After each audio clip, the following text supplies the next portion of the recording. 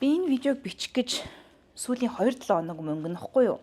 Уг нь бол байнгын сувг дээрээ оруулж идэг стандарт видеоны нэг л дээ. Гэхдээ 8 сар гарсан хамгийн ихний амралтын өдрүүдээр тэрний дараагийн 7 хоногийн амралтын өдрүүдээр яагаад ч ерөөсөө ингэж видео бичиж чаддаг уу? Уг нь бол энэ видеон дээр ашигладаг тооцооллуудаа хийж мичгсэн заяа. Аль хэдийн хаа байна. Ингээд бэлдээ тавиад биччихсэн. Нэмээд энэ видеон дээр ашигладаг энэ графикуудаа ч гэсэндээ хийчихсэн. Тэр амралтын өдрүүдээр нь хийсэн. Тэгсэн мөртлөөсөө л нэг л ингээд суугаад бичлэг хийж чаддаггүй. Тэг ядаргаа гэдэг нь юм болов. Тэггүй.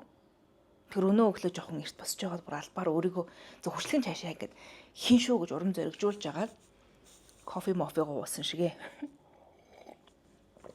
Тэгээд видеогоо utaаж сарын дунд хүрэх гэж байгаа ч гэсэндээ энэ цувралыг таслахгүй тулд видео хий гэж бодсон юм. Гэхдээ нэг юм яаж нэг юм сони юм слампнаас өөрийгөө нэг гаргаж авах уу гэдэг дээр нэг юм зөвлөгөө хэрэгтэй байна юм жоох юм.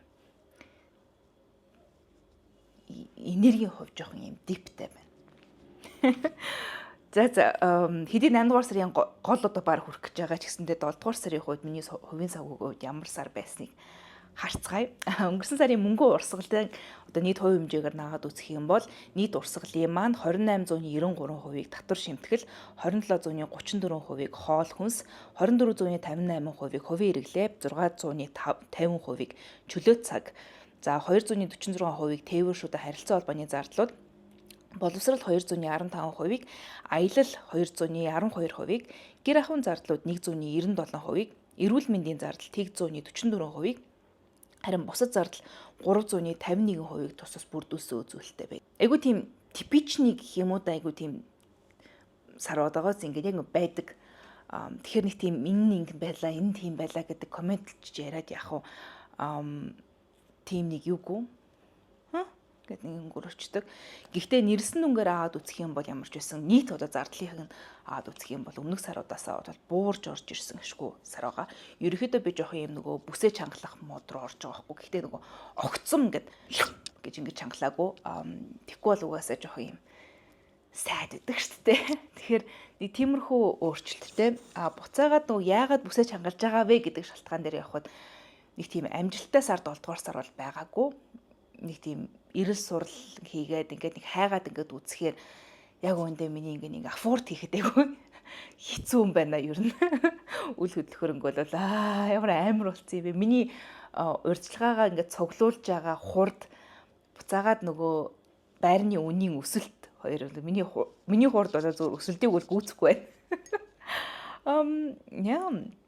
Айгүй марсан. Гэтэ өчигдөр 8 дугаар сар гарснаас хойш бол харин нэг юм сэжмүүд бол ажиглагдаж байна.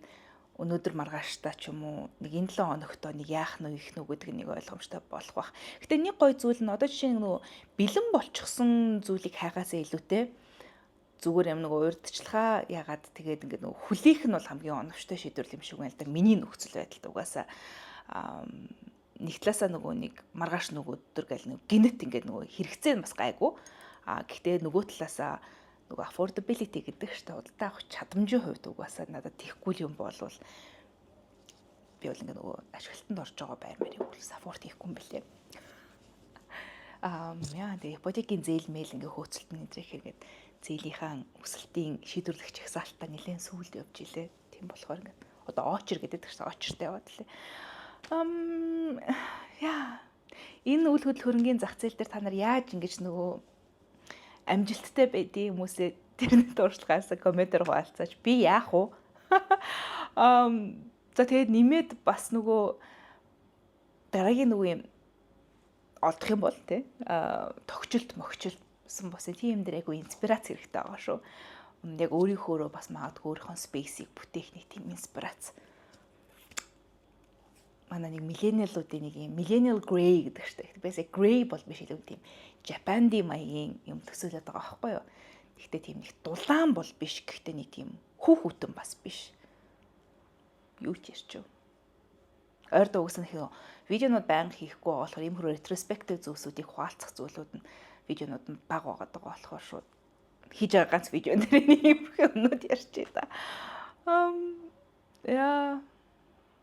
don't know what's happening. Миний артлын бэкграундууд амар messy байна уу? Бөөн юмар дүүрэн. Ер нь миний өмнөх видеонуудын одоо өмнө нь хийжсэн видеонуудын бэкграундыг би албаар юм цэвэрхэн сулгай байлгах гэдэг ус аахгүй. I don't care anymore.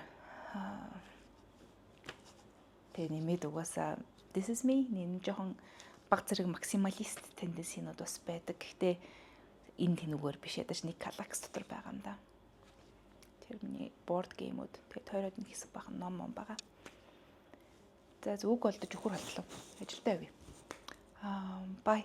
Хамтаас нь баярлалаа. Жоохон ийм нөгөө гэсэн видео таалагдсан бол лайк дараарай. Миний subscribe хийгээгүй байгаа бол энэ доор байгаа subscribe гэсэн тавчиг дараа хажуу нөхөгийг дарчих юм бол намайг шинээр видео оруулах болгоно notification очих болно шүү. Олон видеогоор та нарыг залхахгүй. Үгүйс сарда баг ийм төрлийн ганц л видео орж байгаа ойр доо. Гэхдээ хаяа яаж жоохон влогууд оруулах гэж үг нэг хичээнэ.